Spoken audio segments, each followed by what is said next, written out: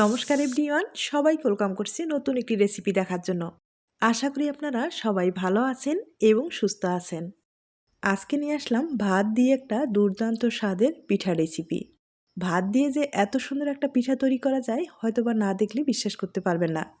আর ভাতের পিঠা খেতে ভীষণ মজা, কোনো রকম ঝামেলা করতে হবে না, সহজ উপায়ে এই পিঠাটা তৈরি করা যাবে। আর একবার তৈরি করে রেখে পুরো বছর সংরক্ষণ করে খাওয়া যাবে। এবার আসি মূল রেসিপিতে, আশা করি ভালো লাগবে। এখানে ভাত নিলাম প্রায় ১ বাটির মতো। আর এই ভাতটা কিন্তু রাত্রের বেঁচে যাওয়া ছিল, তবে আপনারা চাইলে গরম ভাতও ব্যবহার করতে পারেন।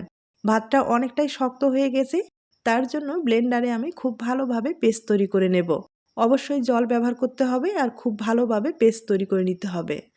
আর আপনারা যদি বেশি পরিমাণে পিঠাটা তৈরি করতে চান সেক্ষেত্রে কিন্তু ভাতটা ভালোভাবে সিদ্ধ করে নেবেন। এরপরে পিঠাগুলো তৈরি করলে সবচেয়ে বেশি ভালো হবে।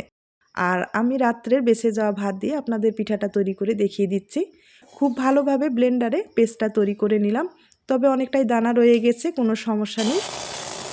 ভাতের পেস্টটা আমি কড়াইয়ে দিয়ে দিলাম।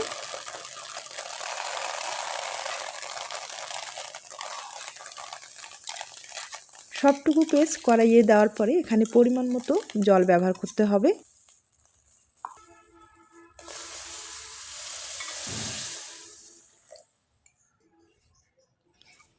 এবার খুব ভালোভাবে মিশিয়ে নিতে হবে। আমি একটা হ্যান্ড উইচ দিয়ে খুব ভালোভাবে মিশিয়ে নেব। আমি আবারও বলছি, এই ভাতের পিঠাটা আপনারা কিন্তু একবারে একটু বেশি করে তৈরি করলে পুরো বছর সংরক্ষণ করে খেতে পারবেন। তাছাড়া খেতে এতটাই সুস্বাদু হয়, আপনারা যদি না খেয়ে থাকেন একবার হলো এই ভাতের পিঠাটা তৈরি করে দেখবেন। আপনারা কিন্তু নিজেরাই বুঝতে পারবেন এই ভাতের পিঠাটা খেতে কতটা ভালো হয়। খুব ভালোভাবে মিশানোর পরে এবার এখানে স্বাদ মতো লবণ দিয়ে দিব। এবার ভাতের পেস্টটাকে খুব ভালোভাবে বলক নিয়ে আসতে হবে।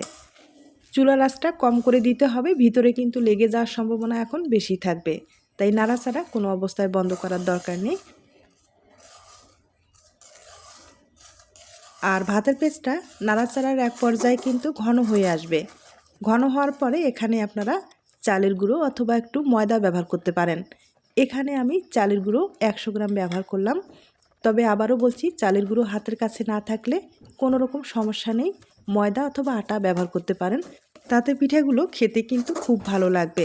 এখন আমি এভাবে নেড়েচেড়ে নেওয়ার পরে একটা ডো তৈরি করে নেব।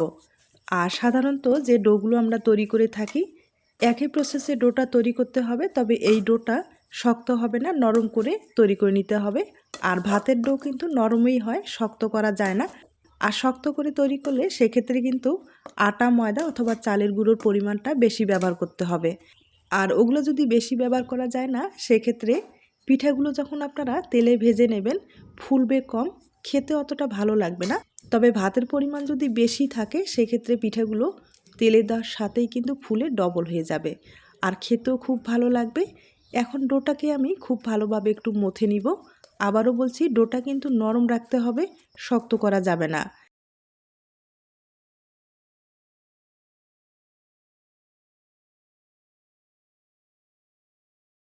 ভাতের ডোটা আমি তৈরি করে নিলাম। এবার সামান্য পরিমাণে ডো একটু আলাদা করে নিলাম। এগুলোতেই ফুড কালার ব্যবহার করব। তবে আপনাদের ক্ষেত্রে যদি ফুড কালারটা পছন্দ হয় দিয়ে দিবেন অথবা স্কিপ করতে পারেন। আমি এখানে 2টা ফুড কালার ব্যবহার করব।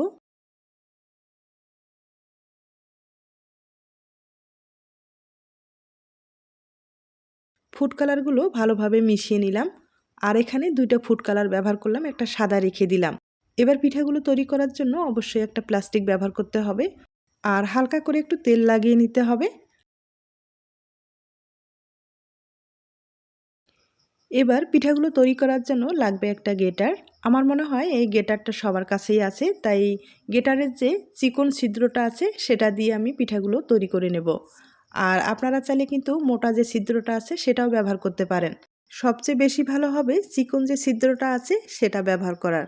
আর আমি এভাবে আঙুলের চাপ দিয়ে কিন্তু পিঠাগুলো তৈরি করে নেব।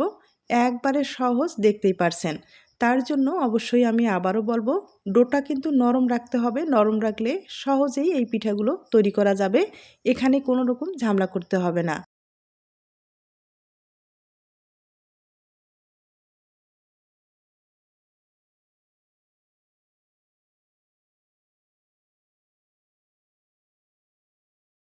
সাদা যে ডোটা আছে সম্পূর্ণ পিঠাগুলো আমি তৈরি করে নিলাম।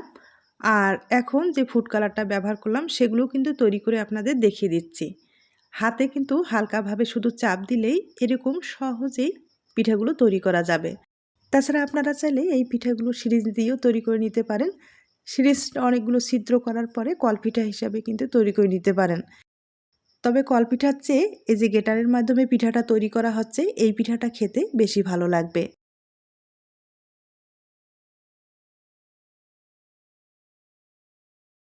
আমি আপনাদের পিঠাগুলো একটু কাছ থেকে দেখিয়ে দিচ্ছি। আর দেখতেই পারছেন কতটা সুন্দর হয়েছে। এভাবে কিন্তু এখন রোদ্রে শুকাতে হবে। আর এই পিঠাগুলো রোদ্রে শুকাতে বেশি সময় লাগবে না। একদিনের মতো রোদ থাকলেই খুব ভালোভাবে শুকিয়ে যাবে। তবে দীর্ঘদিন পর্যন্ত সংরক্ষণ করতে চাইলে সেক্ষেত্রে কিন্তু 2 দিন ভালোভাবে রোদ্রে শুকাতে হবে। এরপরে সংরক্ষণ করতে পারেন। আর আমি কিন্তু পিঠাগুলো শুকিয়ে নিলাম। শুকানোর পরে দেখতেই পারছেন কতটা সুন্দর হয়েছে। এভাবে পিঠাগুলো এখন দীর্ঘদিন পর্যন্ত আপনারা সংরক্ষণ করতে পারবেন। যে কোনো বক্সে ভরে আপনারা সংরক্ষণ করতে পারেন। তবে বেশি দিন সংরক্ষণ করতে চাইলে অবশ্যই একটু মাঝে মাঝে রোদ্রে দিলে খুব ভালো হবে। এবার পিঠাগুলো সবগুলো একসাথেই মিশিয়ে নেব।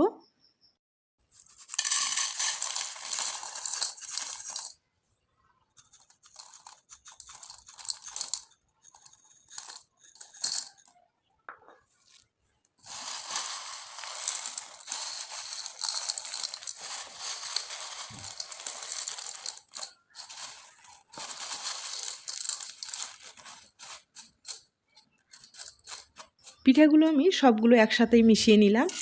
আর আবারও বলছি, এই পিঠাগুলো এখন যে কোনো বক্সে ভরে আপনারা সংরক্ষণ করতে পারেন।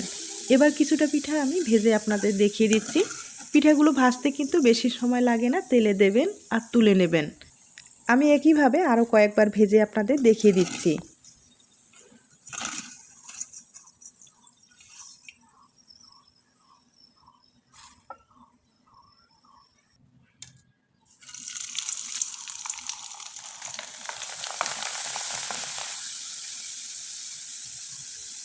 এই পিঠাগুলো ভেজে নেওয়ার পরে আপনারা কিন্তু এভাবেও সংরক্ষণ করতে পারবেন।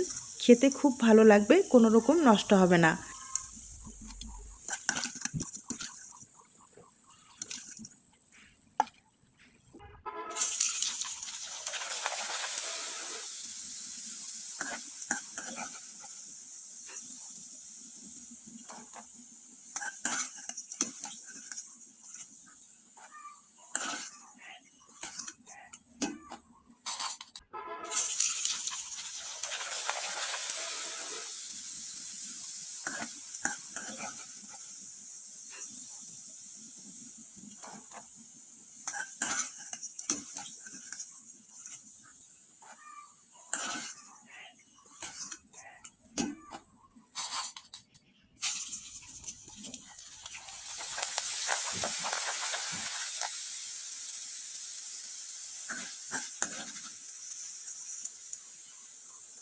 আমি অনেক কয়েকবার পিঠাগুলো ভেজে আপনাদের দেখিয়ে দিলাম।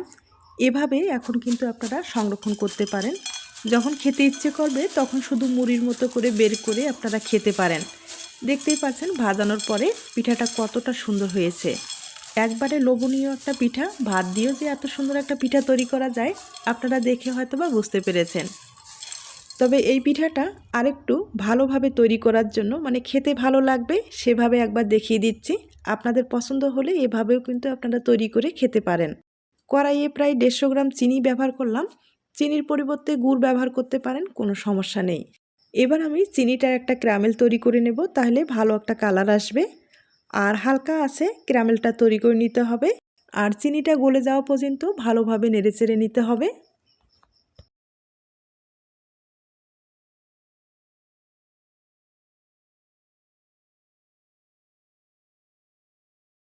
চিনিটা ভালোভাবে গলে গেছে আর খুব সুন্দর একটা কালার এসেছে, দেখতেই পারছেন। এবার আমি ভেজে রাখা পিঠাগুলো দিয়ে দিব।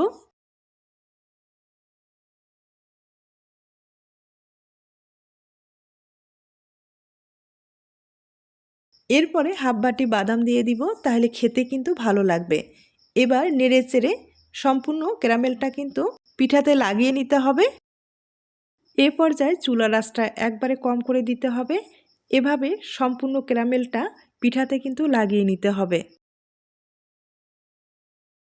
আর আবারও বলছি, আপনাদের যদি গুড়টা পছন্দ হয় সেক্ষেত্রে গুড়ের শিরা তৈরি করে এভাবে কিন্তু পিঠাগুলো লাগিয়ে নিতে পারেন। লাগিয়ে নেওয়ার পরে আপনারা যে কোনো বক্সে একবারে সমানভাবে সেট করলে যে কোনো শেপে কেটে নিতে পারেন, পছন্দ অনুযায়ী কেটে নিতে পারেন, অথবা আপনাদের হাতের সাহায্যে কিন্তু গোল গোল করে নাড়ু যে তৈরি করে সেভাবে তৈরি করে নিতে পারেন। তাহলে দেখতেও ভালো লাগবে এবং খেতেও ভালো লাগবে, বাচ্চারা ভীষণ পছন্দ করবে।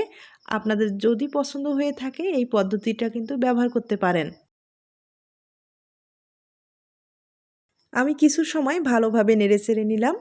এবার একটা স্টিলের প্লেটে ভালোভাবে সেট করে নেব। আপনারা যে কোনো বক্সে কিন্তু সেট করে নিতে পারেন, তবে এই কাজটা তাড়াতাড়ি করতে হবে। গরম অবস্থায় করলে বেশি ভালো হবে, আর ঠান্ডা হয়ে গেলে, ঠান্ডা হওয়ার পরে এটা কিন্তু সেট হতে চাবে না, তাই গরম অবস্থায় খুব তাড়াতাড়ি সেট করে নিতে হবে। আমি হাতের সাহায্যে ভালোভাবে সেট করে নিলাম। এবার একটা ছুরির সাহায্যে পিস পিস করে কেটে নিব। আপনারা আপনাদের পছন্দ মতো কেটে নিতে পারেন, আর সাথে সাথেই কিন্তু কেটে নিতে পারেন, কোনো সমস্যা নেই। এভাবে কেটে নেওয়ার পরে আপনারা কিন্তু যে কোনো বক্সে ভরে সংরক্ষণ করে খেতে পারেন। আর আমার মনে হয় বাচ্চারা ভীষণ পছন্দ করবে। আপনারা চাইলে একবার হলেও ট্রাই করতে পারেন। আর আমি এভাবে পিস পিস করে আপনাদের কেটে পরিবেশন করে দেখিয়ে দিচ্ছি। তবে ছোট্ট একটা রিকোয়েস্ট থাকবে, রেসিপিটি যদি আপনাদের কাছে ভালো লেগে থাকে বা আপনার কোনো উপকারে আসতে পারে তাহলে কিন্তু একটা লাইক দিতে পারেন। আজ তাহলে এ পর্যন্ত, নতুন কোনো রেসিপির সাথে আবার দেখা হবে। নতুন রেসিপির জন্য সবাইকে আমন্ত্রণ রইল। সবাই ভালো থাকবেন, সুস্থ থাকবেন এবং নিরাপদে থাকবেন।